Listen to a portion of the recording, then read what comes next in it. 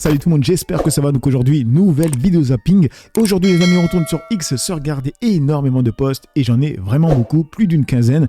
Donc je ne vais pas trop parler, sinon la vidéo va être interminable. Je sais même pas si je vais tout garder. Bref, on ne perd pas de temps, petit like pour la force, petit commentaire pour le référencement.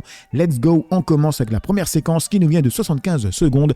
C'est avec Jean-Marie Bigard qui nous dit sans aucun doute, je vote Jordan Bardella. Un bon président aujourd'hui pour vous, dans la classe politique actuelle. Jean-Luc Mélenchon, Gabriel Attal, Édouard Philippe, Jordan Jean-Luc Bardella. Mélenchon, c'est une erreur. C'est pas un homme, c'est une erreur. Ah oui. Ouais. Pas mal la coupe. Hein. Lui, il faut le jeter. Partout où il peut, il fout le feu, il fout la merde. Mais donc un second tour, Mélenchon-Bardella.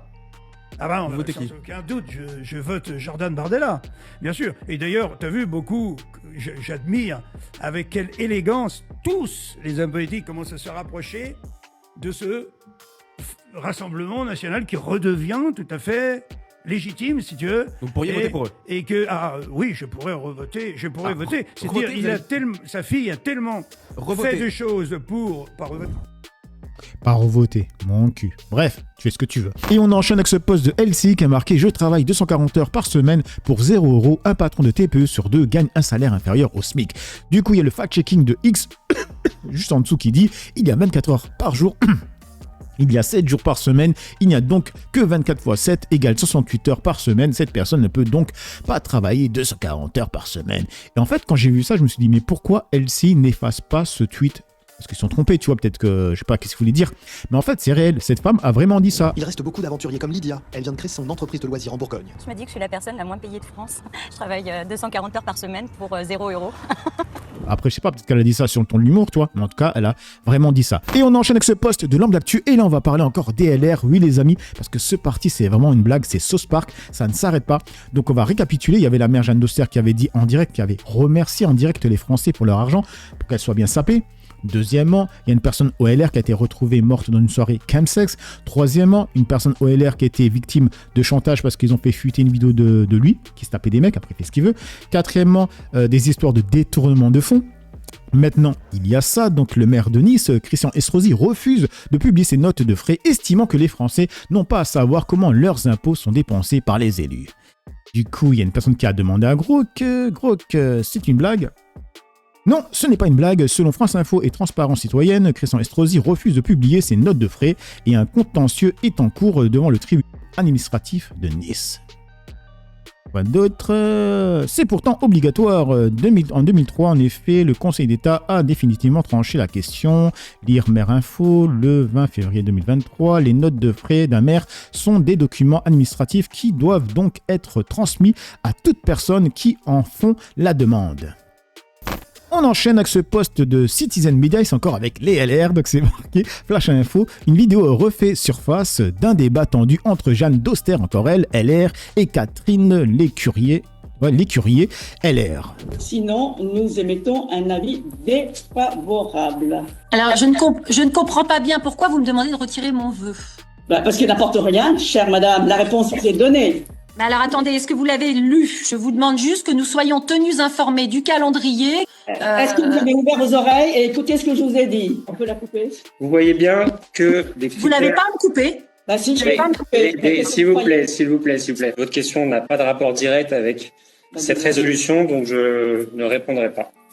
Parfait. Je souhaiterais qu'elle soit lue, ma question, puisque Non, dans le règlement, je je suis en droit d'exiger qu'elle soit lue. Pardon ?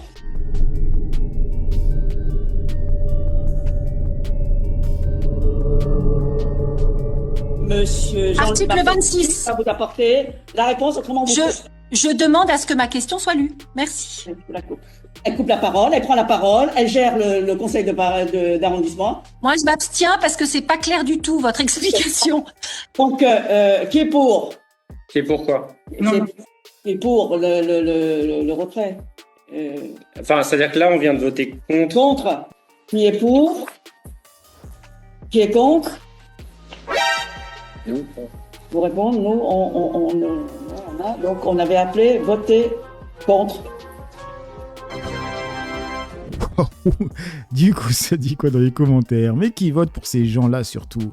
C'est vrai que les pires, c'est LFI. Bravo pour le vol de ma vidéo sans permission, avec votre logo dessus, belle déontologie. C'est un sketch, non, Groland, sûrement. Ouais, Groland, Spark, tout ce que tu veux. Et on continue avec ce post de bref de presse qui a marqué mise en cause depuis 2023. Nicolas Jeanneté n'a jamais démissionné de son mandat de conseiller de Paris. Le centriste est mis en examen pour détention d'images pédos et pour trafic de stupéfiants lors de soirées camsex. Encore les mecs. Pour des détentions de contenu cyberpédocriminel, soit présent dans votre hémicycle.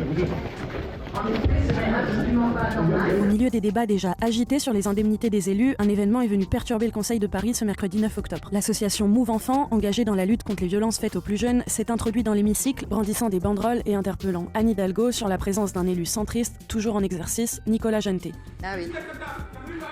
En effet, ce n'est absolument pas normal. Vos groupes auraient pu régler ce sujet-là et je suis tout aussi choquée. Tout commence en août 2022 lorsque des opérations bancaires suspectes sont repérées sur le compte de l'élu. Une enquête révèle alors qu'il aurait acheté des drogues de synthèse sur le darknet. En mars 2023, il est interpellé par la brigade des stupéfiants, soupçonné de revendre ces substances lors de soirées chemsex. Nicolas Jeanneté était engagé publiquement dans la lutte contre la drogue. Il faut réagir dans les écoles, notamment face à ces jeunes dealers qui viennent proposer gratuitement du shit à nos gamins dès l'âge de 13 ans. Il faut qu'il y ait des actions dans les écoles. Lors de sa garde à vue, une perquisition est menée à son domicile, au cours de laquelle les enquêteurs découvrent des centaines d'images pédopornographiques sur son ordinateur. À sa sortie de garde à vue, le cinquantenaire est placé sous contrôle judiciaire. Les Républicains, groupe avec lequel il siège au Conseil de Paris, annoncent eux sa suspension. S'il avait quitté les bancs de l'hémicycle, Nicolas Jeanneté n'a jamais démissionné de son mandat de conseiller de Paris. Depuis son retour dans l'hémicycle en juillet dernier, l'association Move Enfants appelle les élus parisiens à ne pas rester silencieux et demande sa démission.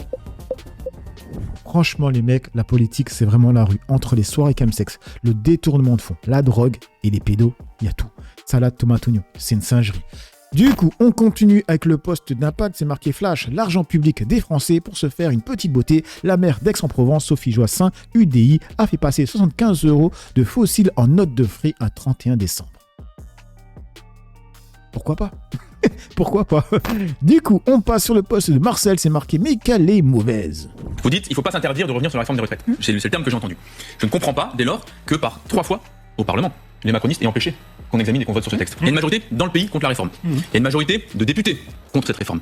Et à 3 reprises, par des manœuvres dilatoires et absolument inacceptables, vous avez empêché l'Assemblée nationale d'examiner et de voter. Une fois, parce que les ministres essaient de parler jusqu'à minuit, pour faire tomber le temps. Une fois, parce que vous avez employé des règles qu'on appelle les règles budgétaires sur l'article 40 pour les gens qui éventuellement n'auraient pas encore zappé sur le sujet, et en nous empêchant d'examiner des choses qui coûteraient de l'argent. Parce que ça coûtait 1 milliard, alors c'est terrible. Alors 211 milliards aux entreprises, on peut les donner, mais 1 milliard pour les retraités, on peut pas. Et troisièmement, vous avez pondu un conclave, alors là, vraiment le summum, quoi, le truc qui ne servait à rien. Les gens sont retrouvés pendant 4 mois, ils ont discuté de tout, puis après ils ont dit, bon, on votera sur rien. Bon. Donc, ça fait des années que vous utilisez tous les moyens légaux au Parlement pour empêcher l'expression d'une majorité. Et là, ce soir, vous nous dites, en fait, on y est prêt. Mais en fait, ça fait des années que vous dites la même chose, et qu'à chaque fois, c'est juste pour gagner du temps, parce que vous avez envie de rester à la gamelle une semaine de plus, 2 semaines de plus, 3 semaines de plus. Donc moi, je suis sans aucune confiance et sans aucune espèce de croyance, en fait, dans votre parole sur ce sujet. Moi, je trouve que le sujet des retraites, il faut pas l'écarter. Je pense qu'il est central au cœur du débat, notamment dans les prochains jours qui arriveront. Par contre, je sais qu'effectivement, Adrien Clouet et ses collègues de la France Insoumise sont très peu à l'aise avec les chiffres. Mais la réforme des retraites, c'est 50% de la dépense publique et 14% du PIB. Donc quand on est dans 50% de la dépense publique et retraites. Donc quand on est effectivement dans une situation dans laquelle le pays est engouffré avec une dette qui est absolument considérable, oui, 50% de la dépense publique, monsieur Clouet. C'est 293 milliards les dépenses de retraite. Vous allez me dire que les dépenses publiques c'est 500 milliards. Mais monsieur Clouet, votre programme économique repose encore une fois sur, et j'ai eu l'occasion de le rappeler à votre collègue Daniel Obono, 300 milliards d'euros de dépenses supplémentaires. C'est à vous que vous souhaitez qu'on confie les clés du pays pour réduire le déficit économique et pour rétablir les comptes publics? Non, je ne le crois pas. Ah bah pour le coup, vous sautez d'un zéro dans vos échelles, donc il vaut mieux qu'on prenne les commandes. Donc sur les leçons morales d'un point de vue économique, monsieur Clouet, très sincèrement, merci de garder le silence. Madame Seban, les dépenses publiques c'est à peu près 1650 milliards. Donc n'importe quoi. Et les retraites à peu près 290 milliards, donc on est loin des 50%. Donc 290 milliards, c'est pas. Donc 290 milliards, c'est loin d'être très peu. Donc, non, j'ai pas dit ça, je me permettais juste de vous corriger le pourcentage. Et on enchaîne avec ce poste de Clémence Guettet, et là ça va parler de Le Cornu qui a été renommé. Donc elle a marqué Le Cornu censure, Macron destitution, Le Cornu est renommé Premier ministre, encore lui. Du coup, que dit le peuple dans les commentaires? Scandaleux, ils prennent vraiment les Français pour des cons, ça suffit, incroyable mais vrai, Le Cornu succède à Le Cornu, le président tourne en rond pendant que le pays s'enfonce, quel gouvernement va-t-il encore sortir de son chapeau? Sans déconner, c'est biscornu. Franchement les mecs, tous les pays qui sont frontaliers, et pas seulement eux, franchement, ils doivent rigoler mes premiers degrés quand ils regardent la France. Du coup, on continue avec Clémence Guettet qui a marqué le président Macron nomme à nouveau Sébastien Lecornu Premier ministre. Le problème est à l'Elysée. Nous déposons une nouvelle motion de destitution. Il est temps d'en finir avec cette mauvaise comédie. Emmanuel Macron vient de renommer Sébastien Lecornu Premier ministre. Comme vous, je suis atterré par ce spectacle absolument déplorable. Il y a un mois, c'est grâce à votre mobilisation que nous avons réussi à faire partir Bayrou et son budget austéritaire. Puis ensuite, nous avons eu la mascarade Lecornu éphémère Premier ministre. Et depuis ça, des tractations de couloirs dans les palais dorés, complètement opaques, avec Macron qui réunit les uns les autres pour négocier un accord secret et essayer de former une grande coalition qui va du Parti Socialiste jusqu'aux Républicains. C'est la coalition des dégoûtants, c'est absolument écœurant, je sais que vous partagez cet écœurement et la première chose que je voulais vous dire, c'est que nous, les Insoumis, n'avons strictement rien à voir avec cette mascarade qui se déroule en ce moment. Nous avons dit et redit que nous ne participerons à aucune coalition qui n'aurait aucun sens idéologique. La mission qu'a eu le Cornu ces derniers jours, c'est de rassembler celles et ceux qui ne pensent pas grand-chose, mais qui seront là, in fine, pour présenter un budget austéritaire, qui seront là pour mener une politique écocidaire et d'injustice sociale, c'est-à-dire continuer la politique de M. Macron. On est donc dans une période de confusion généralisée, mais en réalité qui est aussi une opération de grande clarification. Vous savez que nous, les Insoumis, avons été élus sur un programme de bifurcation écologique, de renouveau démocratique et de justice sociale, et que nous ne sommes prêts à rien brader pour faire tenir celles et ceux qui s'accrochent aujourd'hui à leur poste. Le problème, c'est M. Macron, parce qu'il a convoqué une dissolution de l'Assemblée nationale l'année dernière, et parce qu'il s'entête à ne pas respecter le résultat des urnes. Une élection présidentielle anticipée est la seule façon de trancher une nouvelle orientation politique majoritaire dans notre pays. Comptez sur nous pour garder cette orientation claire de rupture, et nous aurons besoin de la mobilisation populaire et de votre attention très grande aux événements qui vont avoir lieu dans les semaines à venir. Comptez sur nous pour garder le cap et porter votre voix à l'Assemblée nationale et dans le pays. Et du coup, on enchaîne avec le poste de Kunta Kinte qui a marqué « Tu sais que ça va mal pour le président Macron » quand même Alain Minc, son mentor et conseiller, dit que c'est le pire des présidents. Bonsoir Alain Minc. Bonsoir. Vous avez même écrit cette semaine dans les colonnes de l'Express « Emmanuel Macron est le pire président de la 5e République ». Quoi, vous avez un doute ? Maintenant, après la séance de ce soir, la semaine qu'on a vécue, malheureusement, il a gagné le concours haut la main. Pourquoi ? Mais vous vous rendez compte, il va rendre la France dans un état bien pire que celui qui était le sien quand il a pris la France. En vrai, quel président a rendu la France dans un meilleur état qu'elle était avant ? Alain Minc est déçu par son protégé Macron, celui à qui il avait présenté Rothschild, car il avait les qualités pour faire un métier de PUTE. Macron, c'est vous qui avez conseillé à David de Rothschild de le rencontrer? Non, il l'avait rencontré, mais je lui ai dit il faut le prendre à tout prix. Mais pourquoi il faut le prendre à tout prix? Parce qu'il était exceptionnellement charmant et intelligent. Et que ce sont les qualités d'un banquier d'affaires. Un banquier d'affaires doit être intelligent, souple, rapide, et s'il peut être en plus charmant, parce que c'est quand même un métier de pute, évidemment, c'est une qualité, et il les avait toutes, et il a merveilleusement réussi. Ok, du coup, il y a quoi d'autre? Midi libre, Macron président, le surdoué face à son destin. Et on passe sur le poste d'Impact qui a marqué 0 montage sur CNews, la chaîne neutre qui se dit ne pas être d'extrême droite, tout semble permis. L'échange diffusé montre une unanimité totale entre les intervenants pour dénoncer les électeurs et militants de gauche. Aucune voix contradictoire, aucune nuance, un discours généralisant et sans fondement factuel qui stigmatise et déshumanise des millions de Français pour leur opinion politique légitime. Donc ils disent, ils n'aiment pas la France. Nos institutions, Noël, les barbecues, Miss France, le Tour de France, Sardou. Gauthier Lebray, le chroniqueur de l'émission, va jusqu'à lancer « Ils n'ont pas d'humour, pas ouvert d'esprit, ils sont terriblement méchants ». À ce moment-là, les visages des députés LFI, Rima Hassan, Raphaël Arnaud apparaissent à l'écran. Ils sont mal habillés, etc. Lunaire, les mecs. Ouais, je veux dire, il y a quand même une collusion et une complicité aussi du bloc central. C'est pour ça que moi, je veux bien qu'on s'acharne sur LFI. Et vraiment, évidemment. On s'acharne pas, non, on dit les choses. Mais on devrait, si on le fait pas, on devrait, parce que ces gens-là n'aiment pas la France, ils n'aiment pas nos institutions. Gauthier Lebray, ils n'aiment pas Noël, ils n'aiment pas les sapins de Noël, ils n'aiment pas les barbecues, ils n'aiment pas Miss France, ils n'aiment pas le Tour de France, ils n'aiment pas Sardou. Enfin, ils n'aiment pas ce que nous sommes. Donc, effectivement. Donc en fait, on pourrait s'acharner. Mais encore une fois, tant qu'il y a une. Et d'ailleurs, vous savez quoi, je les trouve tristes, moi. C'est très intéressant ce que vous dites, Gauthier. Moi, je trouve le militant d'extrême gauche, je le trouve généralement très triste. Surtout, parfois, ils sont pas d'humour. Ah non, mais ils sont pas drôles. Ils sont pas d'humour. Je suis bien d'accord. Ils sont pas ouverts d'esprit. Je suis d'accord. Ils sont méchants, pardon. Ils sont terriblement méchants. Ils sont terriblement méchants. Non, mais regardez sur les réseaux sociaux ce qu'ils sont capables de dire, les menaces qu'ils sont capables de vous adresser. Ils sont délirants. Moi, je veux dire, parce que moi, Qu'est-ce que vous dites? Rien. Je vous l'ai dit, les mecs, ça c'est TPMP, avec des costumes. Mais sinon, c'est TPMP. Hein. Oui, dans 30 ans, on aurait pu un peu de les rhabiller, de les doucher. Enfin, voilà, bien sûr. Sujet hier. Il a dit quoi? Vous avez dit quoi? Mais parce que vous disiez, je me suis mis dans la tête d'un militant d'extrême gauche ce matin en me brossant les dents et je vous ai répondu non, il ne se brosse pas les dents. Non mais blague à part, l'intolérance d'extrême gauche, c'est quelque chose à faire. Même au sein des familles, et c'est incroyable. Hein. Si vous avez quelqu'un qui pense pas comme la doxa d'extrême gauche et qui pourquoi pas peut avoir une position un peu médiatique, ah bah je peux vous dire, ça vient pas au mariage, ça n'écrit pas pour la naissance de votre enfant. Ça sent le vécu là. Mais c'est incroyable. La terreur d'extrême gauche, mais c'est un truc de taré. C'est le principe de la secte. Ouais. La secte n'argumente pas, la secte n'essaie pas de convaincre, elle vous intègre ou elle vous désintègre, ou elle vous exclut. C'est-à-dire qu'ils ont toujours raison. C'est vrai qu'en parlant seulement du physique des gens, vous argumentez là, les mecs. Hein. Ça finit par devenir. Ça n'y rend pas heureux. Mais le militant de droite ou du camp national, il accepte de discuter avec quelqu'un qui n'est pas d'accord avec lui. Bien sûr. On enchaîne avec le post de The News, et là c'est avec Barbara Lefebvre, annonce avoir été auditionnée par la police judiciaire de Paris le 27 juin 2025 pour apologie de crimes contre l'humanité.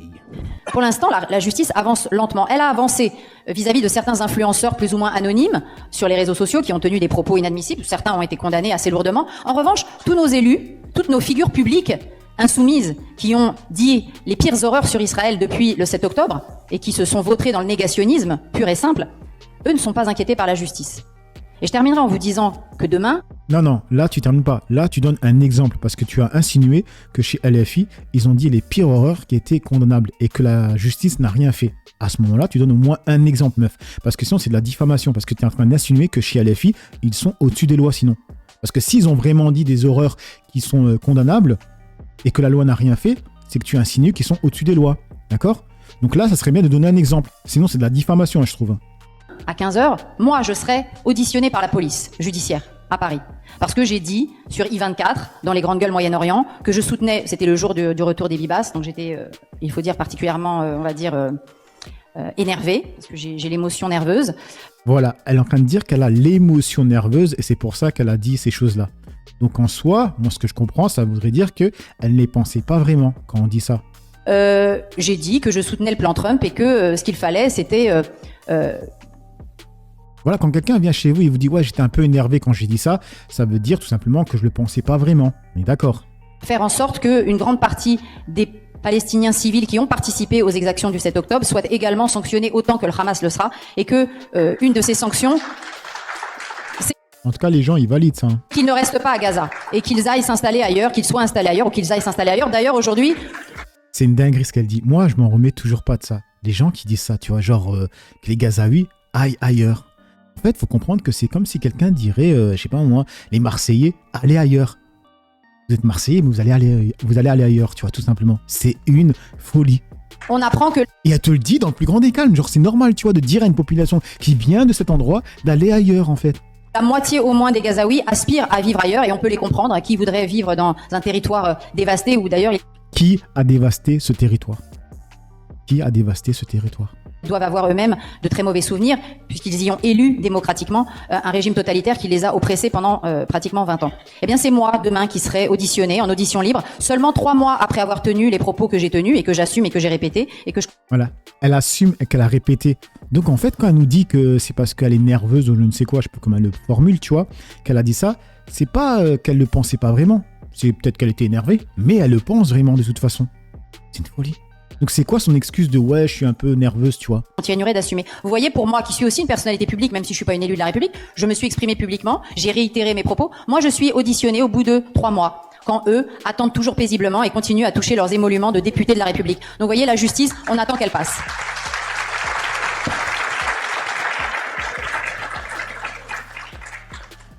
C'est une folie, franchement. Du coup, on passe sur le poste de Citizen Media, c'est marqué alerte info scandaleux. Jordan Bardella aux côtés de Sabine Tassa qui tient des propos scandaleux sur les Palestiniens. Écoutez les mecs. Je louche. En tout cas, ceux qui sont moches, c'est pas nous. C'est ces bêtes qu'on voit autour de nous. On n'a rien fait de mal, on veut vivre en paix. Cette séquence, c'est une singerie, les mecs, de ce que j'ai compris. Elle est en train de dire qu'elle veut vivre en paix tout en traitant ses voisins, donc les Palestiniens, d'animaux moches, hein, d'animaux humains. Il n'y a rien qui va, sérieusement. On veut vivre en paix en Israël. Maintenant, je vais vous dire une autre chose. En Israël, vous pouvez venir à Tel Aviv, monsieur Bardella, il était à Jaffo, à Nazareth, Jérusalem, Akko, Haïfa, Dimona, Beersheba. Vous voyez des juifs israéliens, des musulmans israéliens, des chrétiens israéliens, des Alabamiens, comme on dit, israéliens, des Druzes israéliens. On vit ensemble, on travaille ensemble, on étudie ensemble et on arrive à avancer et changer le dialogue. On comprend qu'on doit partager ce pays ensemble.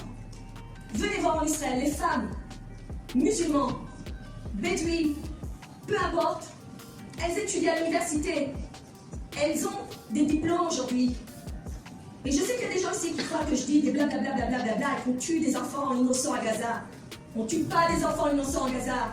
Même à Téhéran, on leur a donné un avertissement avant qu'on bombarde l'aéroport et qu'on bombarde Téhéran. On leur a dit aux citoyens, on va bombarder. Si vous pouvez sortir de la ville le plus vite possible, sortez.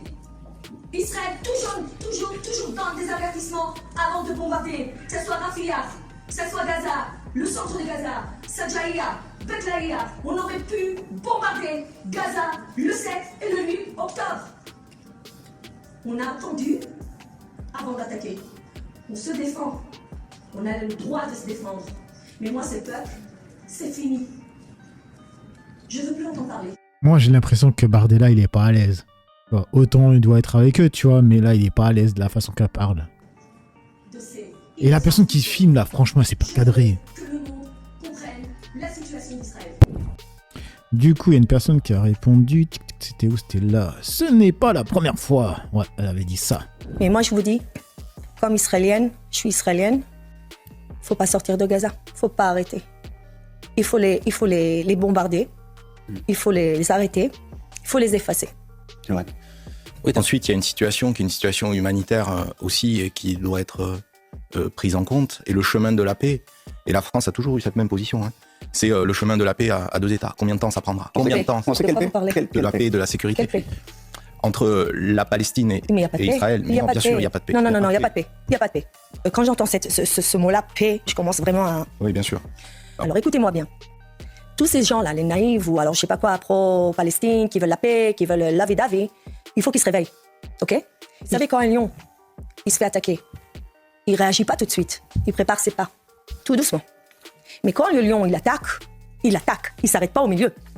Des bébés ont été coupés en deux. Et j'espère que vous filmez cette interview, que vous coupez pas. Des petits bébés ont été pris en feu. On leur a coupé la tête.